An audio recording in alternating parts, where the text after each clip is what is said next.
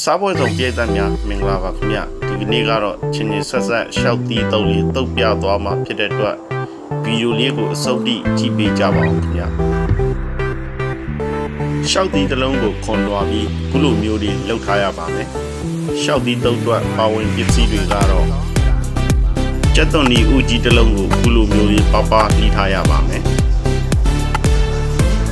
ကော်ပီနှဲငယ်ထည့်ရန်အတွက်ခုလိုမျိုးလေးလှီးထားပါတယ်ပဇွန်ကြောက်လေးတွေကိုလည်းထောင်းထားပါတယ်ဒီဘဲစားတော့ကိုလည်းအခုလိုနေထားလေးထောင်းထားပါတယ်ပဲအကြက်မုတ်အနေငယ်ထည့်ရပါမယ်မိမိအဆင်ပြေတဲ့ငရုတ်သီးကြက်မုတ်ဒါမှမဟုတ်ငရုတ်သီးစိမ်းလေးတွေကိုလည်းထည့်နိုင်ပါတယ်ကြက်သွန်ဖြူစီကြက်အနေငယ်ထည့်ရပါမယ်အားလုံးအစင်သက်ဖြစ်ရင်တော့အချိုမုတ်စားကျက်သွန်ဖြူစီကြက်နဲ့အံပြာရင်နှဲငယ်ထည့်ပြီး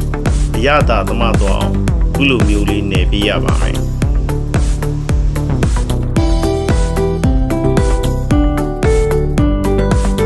ခုဆိုရင်တော့ချင်းဆက်ရတာနဲ့ပြည့်စုံတဲ့ရှောက်တီးတုပ်လေးကိုစားသုံးနိုင်ပြီဖြစ်ပါတယ်ခင်ဗျာ